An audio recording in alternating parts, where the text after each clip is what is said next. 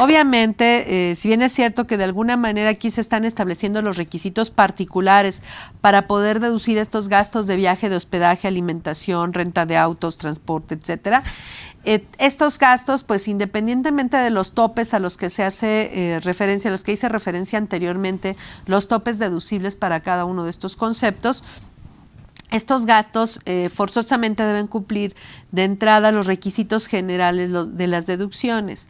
Y el primer requisito general, pues es que tienen que ser estrictamente indispensables para el desarrollo de la actividad. Y entonces aquí tenemos este otro criterio jurisdiccional donde dice gastos de hospedaje, alimentos y viáticos que no se relacionen con el objeto social de la empresa no constituyen gastos estrictamente indispensables. Dice el artículo 31, fracción primera de la ley, establece que las deducciones autorizadas en este título deberán reunir, entre otros requisitos, el ser estrictamente indispensables para los fines de la actividad del contribuyente, salvo que se trate de donativos no onerosos ni remunerativos, que es la única deducción que no cumple con ese requisito de estricta indispensabilidad. Pero esa excepción, pues de alguna manera está contenida en la ley. La ley permite que los donativos, aunque no son indispensables, sean deducibles. Pero salvo esa deducción, la de los donativos no onerosos ni remunerativos, salvo esa deducción, todas las demás deducciones autorizadas por el legislador, contenidas en el artículo 25, no prohibidas en principio en términos del artículo 28, todas esas deducciones deben cumplir con todos los requisitos generales de las deducciones y en primer lugar deben cumplir con el requisito de que ser estrictamente indispensables para los fines de la actividad. Y en este caso dice que el Poder Judicial de la Federación en diversas tesis ha considerado que el carácter indispensable de una deducción se encuentra vinculado con la consecución del objeto social de la empresa. Dice, esto es, que se trata de un gasto necesario para que cumpla en forma cabal sus actividades como persona moral y que le representa un beneficio que de no realizarse podría tener como consecuencia la suspensión de sus actividades de la empresa o la disminución de estas. Entonces, de alguna forma tenemos que poder probar en principio que estos viáticos o gastos de viaje fueron necesarios para el cumplimiento del objeto social de la empresa, para que la empresa pueda realizar su actividad.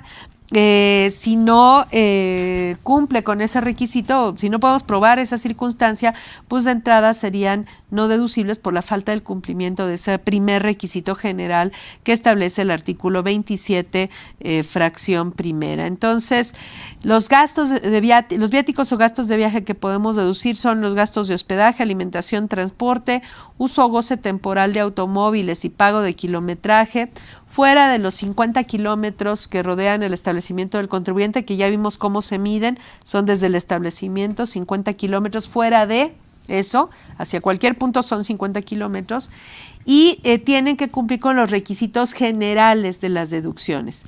Esto es que sean estrictamente indispensables, esto es que estén debidamente registrados en contabilidad, esto es que se obtenga un comprobante fiscal, un CFDI en su caso.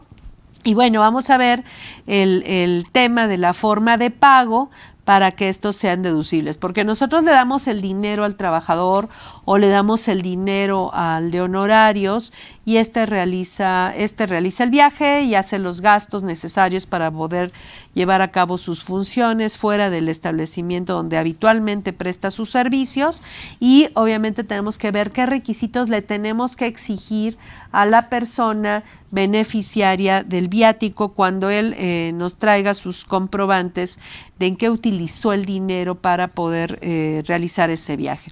Entonces, aquí para empezar, el mismo artículo 57 del reglamento establece que quien realiza el viaje, quien presta el servicio, ya sea personal subordinado o el servicio profesional, debe proporcionarle al contribuyente que le dio el dinero para hacer el viaje una relación de gastos anexando los comprobantes fiscales respectivos. Dice, excepto los comprobantes expedidos en el extranjero, mismos que deberán cumplir con los requisitos que establezca el SAT mediante reglas de carácter general. ¿Qué requisitos? Para empezar aquí, bueno, tenemos que tener nuestro formato que le debemos dar al contribuyente que viaja para que él solito nos haga el detalle, el desglose de en qué utilizó el dinero que le dimos para viajar, y debe anexar los FDIs relacionados con ese viaje. En el caso de que la persona haya viajado al extranjero, ¿qué requisitos debe cumplir el comprobante para que éste pueda ser deducible? Esto viene en una regla de resolución miscelánea, que es la regla 27116, hablando de los comprobantes de los gastos que se erogan en el extranjero y que vamos a ver más adelante. Pero entonces hay que hacer un formato para que la persona que viaja tenga, cuando regrese, nos detalle en qué utilizó el dinero, si se gastó todo, si no se gastó todo, de qué sí tiene comprobante, de qué no tiene comprobante, y nosotros con base en esto determinar el tope deducible de acuerdo a las facturas proporcionadas. Yo diría que aquí en este caso el formato que tengamos que diseñar para tal efecto tiene que tener, en el caso, por ejemplo, de los alimentos, o sea, en el caso de los gastos que están topados a cuota por día, tiene que tener el detalle de cuánto se gastó por día, porque en alimentos pues el consumo puede ser variable, entonces tienen que tener el desglose factura por factura de cuánto se gastó, por ejemplo, regreso a mi tabla de lo deducible, de cuánto se gastó, por ejemplo, en alimentos, que son 750 por día o 1,500 por día en el caso de pago de gastos en el extranjero. La renta de autos, bueno, cuántos días utilizó el auto y cuánto, la factura, cuánto es y cuántos días utilizó el auto. Y pues sería básicamente en el caso de los alimentos donde sí tendría que venir el desglose por día de cuánto gastó. Y en el caso de de la renta de autos, cuál es el periodo por el cual se rentó el automóvil, para que nosotros, y con base en ese formato, podamos determinar el tope deducible en cada caso, ¿no? Ya dijimos que en el caso de automóviles propiedad de los trabajadores que se están utilizando para realizar ese viaje, pues tenemos que tener otro formato diferente, que es el de la bitácora de cuál fue el motivo del viaje, cuántos kilómetros recorrió. Para realizar el viaje tiene que acompañar, en ese caso, el pago de las casetas, tiene que acompañar, o si hay una tarjeta, una tag, en un momento determinado, pues tendríamos que anexar el reporte del uso de la tag en esos días para ver que realmente se hizo el viaje, acompañarlo a esta relación, y básicamente pues sería que anexe esas facturas también de gasolina, de aceite, reparaciones, refacciones, etcétera, para que podamos deducirlos. Entonces tenemos que tener este formato para que la persona, cuando regrese del viaje, nos haga el vaciado de todos los gastos que hizo para cumplir con esta comisión, y tener nosotros en un solo formato el detalle de todas esas erogaciones y poder determinar cuánto es lo deducible. Obviamente, si viaja más de una persona, esto es por beneficiario del viático. Entonces, si viaja más de una persona, yo les diría que lo recomendable es que pidieran las facturas de consumo en forma independiente, porque el tope es por persona y por día. En el caso, por ejemplo, de los alimentos, es de persona y por día. Entonces, en ese caso, pues necesitan que les relacionen los comprobantes por separado para poder determinar el monto deducible. Dice, ¿me puede informar? Bueno, Jonathan, hola. Perla dice, ¿me puede orientar? Dice, tres personas de otro estado, dice, la empresa trae personas de otro estado a entrevistas de trabajo. Se les pagó el hotel, pero el hotel está a unos 500 metros de la empresa y nosotros no los deducimos nosotros lo deducimos si tenemos la solicitud de empleo y el currículum y lo consideramos un gasto de reclutamiento.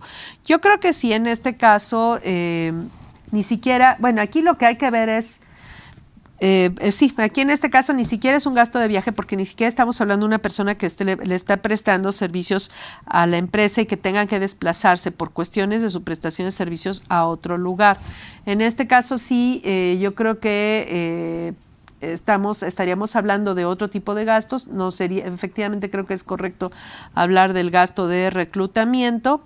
Lo mismo, por ejemplo, podría ser cuando en alguna ocasión me hicieron una pregunta de una empresa que producía equipo médico, equipo muy sofisticado, y lo vendía, incluso lo exportaba, y resulta que a veces traía personas de otras entidades federativas o de otros países inclusive a tomar cursos aquí a la Ciudad de México para ver el funcionamiento de estos equipos médicos. Y decía, bueno, ¿esos son gastos de viaje o no son gastos de viaje? Obviamente eso serían más bien o atenciones a clientes o parte de la venta del servicio que se ofrece con la venta. Eso es parte de lo que estoy vendiendo.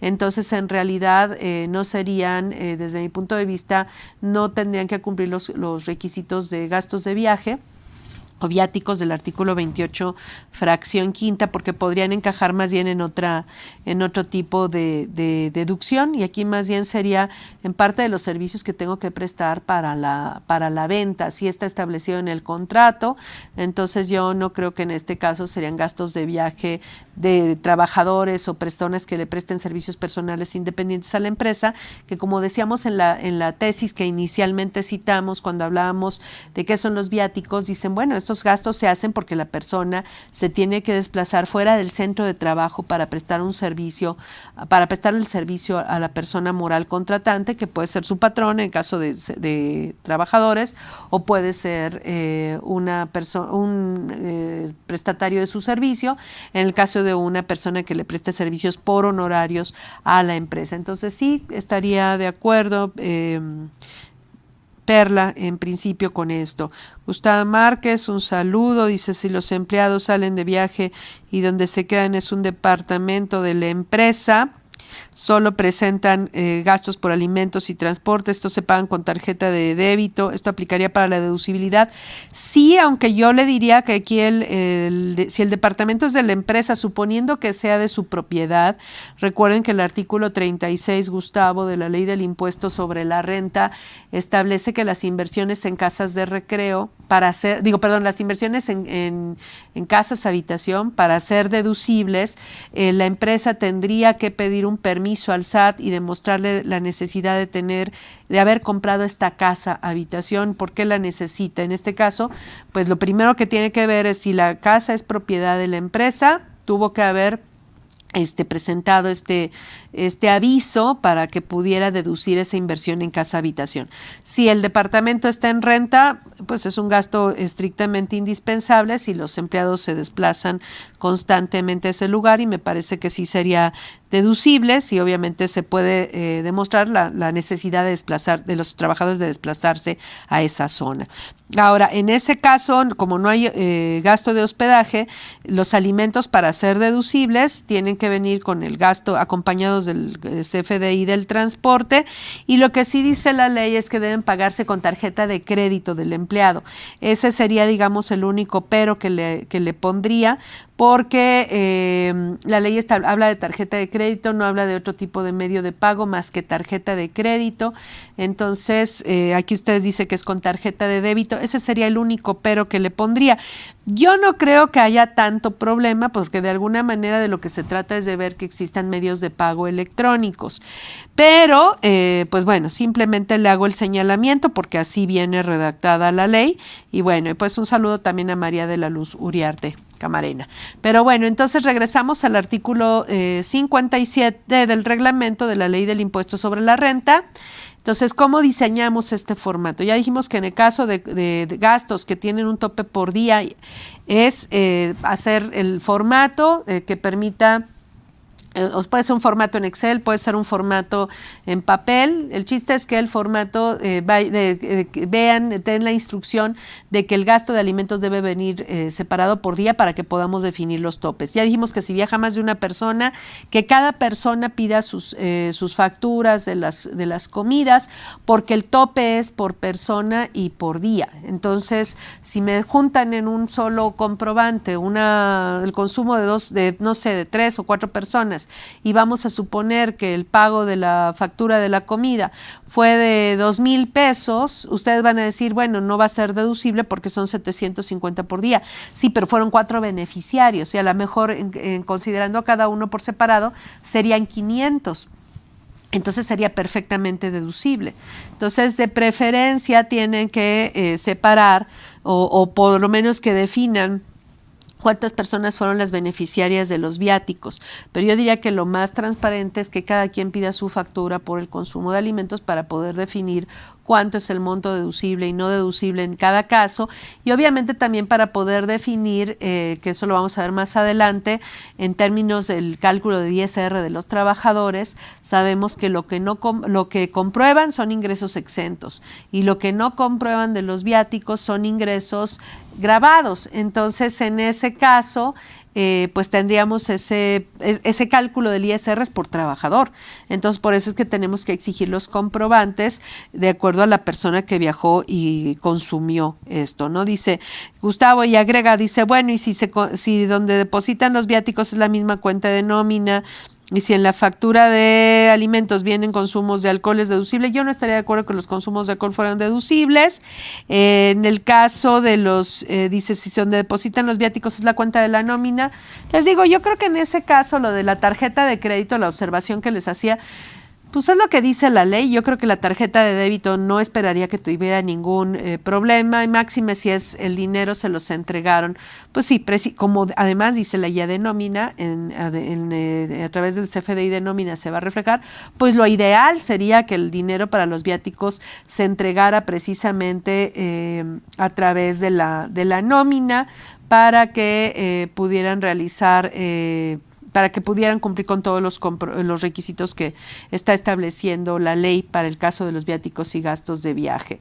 Entonces, pues básicamente es lo que se establece. Dice, hola, si Juan Carlos dice, si los pagos de hospedaje y alimentos se pagan a través de una tarjeta empresarial, ¿cuál es el manejo? Bueno, si la tarjeta es empresarial, en teoría, o es una tarjeta de crédito empresarial o es una tarjeta de débito empresarial, es decir, el dinero nunca sale del patrimonio de la empresa, el dinero siempre está dentro de las cuentas de la empresa, nada más que por virtud del uso de las tarjetas, quien puede hacer uso de ese dinero, pues puede ser la persona que viaja. Entonces, en ese caso, no se le está dando el dinero al trabajador y por lo tanto sería deducible para la empresa, obviamente con el requisito de que se haga fuera de la faja de 50 kilómetros que circunda el establecimiento del contribuyente.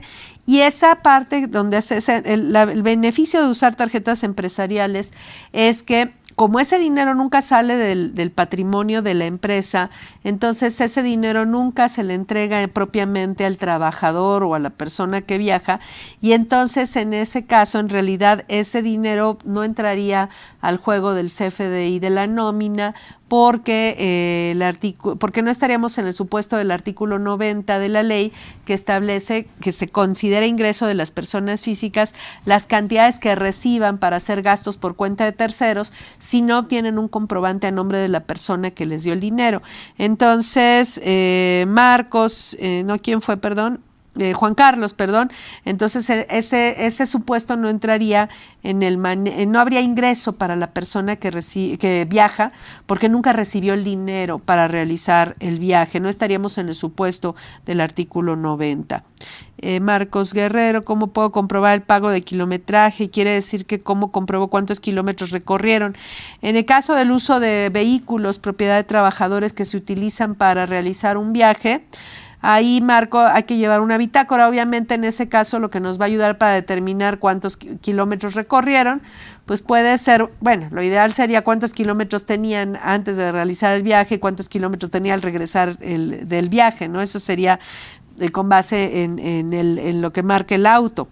Pero otra posibilidad podría ser ver las casetas, bueno, ver el uso de las casetas y incluso a través de la página de la Secretaría de Comunicaciones y Transportes les puede dar el recorrido en kilómetros de una zona a otra y cuáles son las vías más recomendables para ir de un lugar a otro, para viajar de una ciudad a otra, y ahí, si no mal recuerdo, viene el número de kilómetros, que ese reporte podría servir para determinar, o sea, hacer esa ruta a través de la SCT y bajar el reporte que detalla la SCT con el kilometraje. Eso podría servir para amparar, obviamente junto con el pago de las casetas, para amparar el monto de los gastos deducibles en el caso de automóviles propiedad de trabajadores que se utilizan, y eso creo que podría ser muy útil. ¿Cómo manejaría los gastos de comida cuando los trabajadores comen en fondas y estas no emiten un CFDI? Bueno, ahí vamos a ver que el problema de las fondas, pues, o sea, la falta de comprobantes, pues a quien le va a afectar principalmente, pues va a ser en su caso al trabajador, porque al no obtener comprobantes fiscales podría generarle un ingreso gravado para efectos del ISR. Obviamente aquí tienen que tener algún tipo de comprobante, aunque no reúna requisitos fiscales, de que efectivamente comieron en ese lugar, cualquiera que haya sido. Dice, buenos días, al ser socio de una persona moral, bueno, y obviamente para la empresa, si no obtiene un CFDI, pues el gasto no es deducible, ¿no? Aunque sea viático y aunque entre en los topes, no es deducible. Tenemos que obtener el comprobante, porque el hecho de que existan estos requisitos particulares de las deducciones no nos libera de las obligaciones de cumplir los requisitos generales de las deducciones, y el comprobante es básico en ese caso, ¿no? Al ser socio una persona moral, efectúa erogaciones de la misma, ¿son deducibles? Pues les decía Jonathan que en realidad la ley es tajante y los beneficiarios del viático solo pueden ser trabajadores y personas que prestan servicios por honorarios. En realidad, el que el socio se desplace no estaría considerado como un gasto deducible en términos de la ley. Yo les decía que inclusive a mí se me hace un tanto injusto que por un lado se refieran a todos a personas que presten que estén sujetos a una relación de trabajo en términos del capítulo de salarios. Y entonces decíamos, bueno, los únicos que están sujetos a una relación de trabajo en el capítulo de salarios son los trabajadores, no los asimilados a salarios. Y entonces en ese caso, incluso socios que cobran sus percepciones como asimilados a salarios, que pudiera ser el caso de los socios de la sociedad civil o los socios de las sociedades cooperativas, ellos, por ejemplo, que sí están en el capítulo 1 de salarios, como asimilados, en realidad no quedaría, como está diseñada la ley, en realidad no podrían ser beneficiarios de viáticos deducibles. Esa sería la observación. Yo les diría que hagan la consulta, que es lo único que les va a dar certeza jurídica, hacer una consulta formal en términos del artículo 34 del Código Fiscal de la Federación.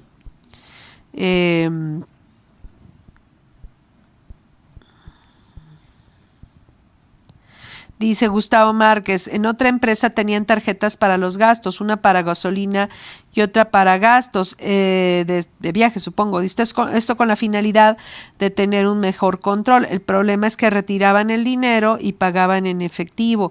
Aplica para la deducibilidad. Hay un tema bien interesante en esto de las formas de pago, Gustavo Márquez.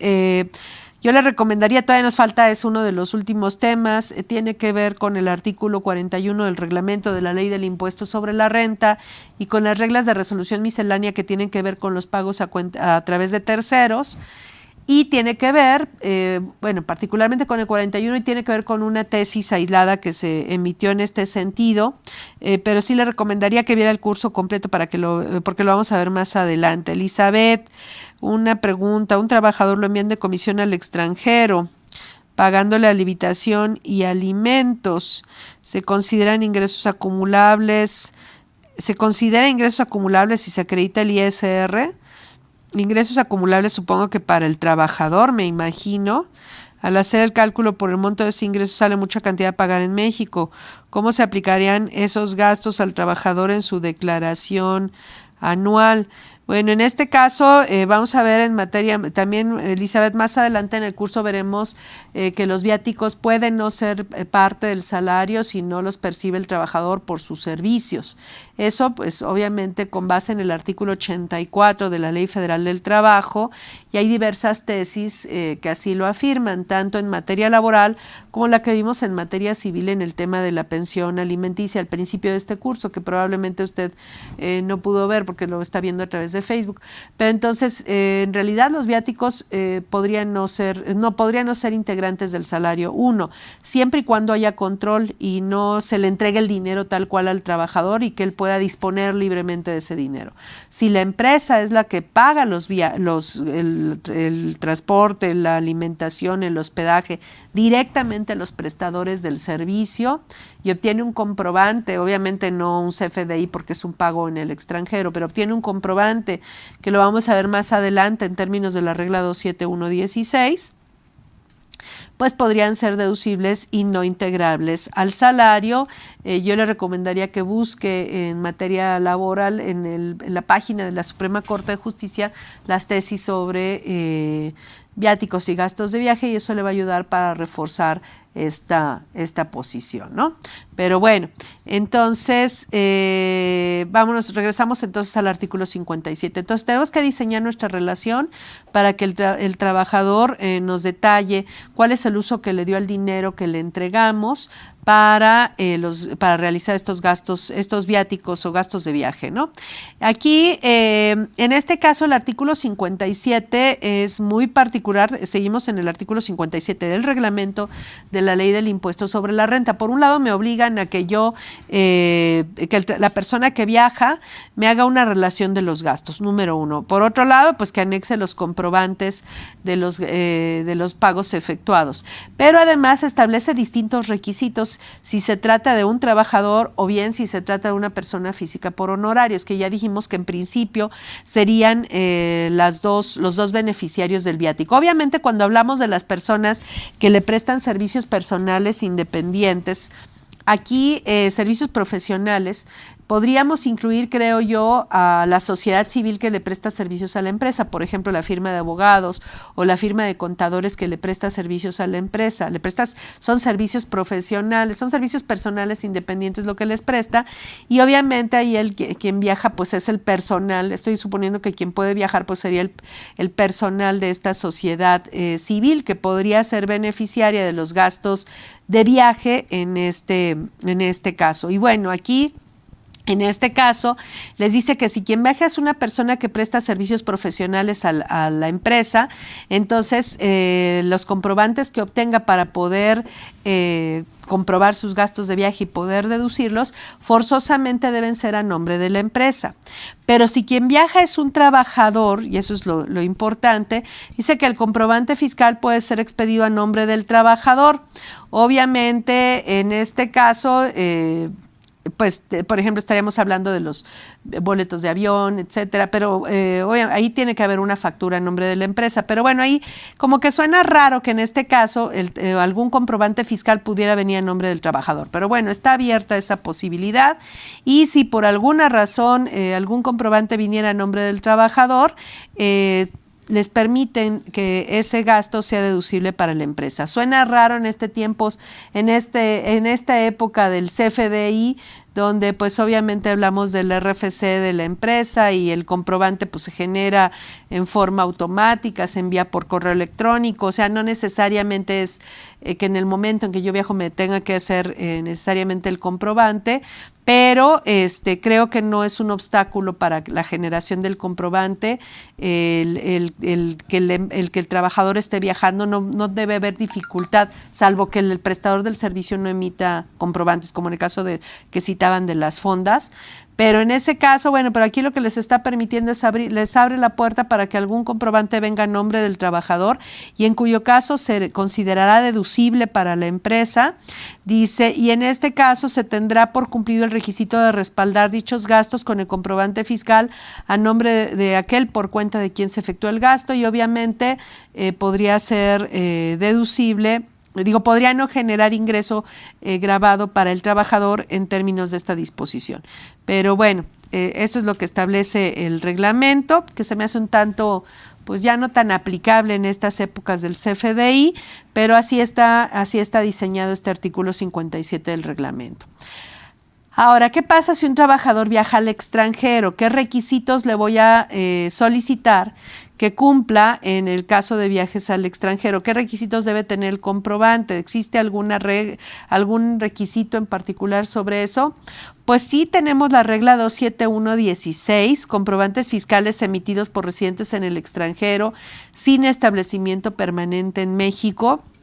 Aquí en esta regla dice, los contribuyentes que pretendan deducir o acreditar fiscalmente con base en comprobantes emitidos por residentes en el extranjero sin establecimiento permanente en México, podrán utilizar dichos comprobantes siempre que contengan los siguientes requisitos. Y aquí les marcan una serie de requisitos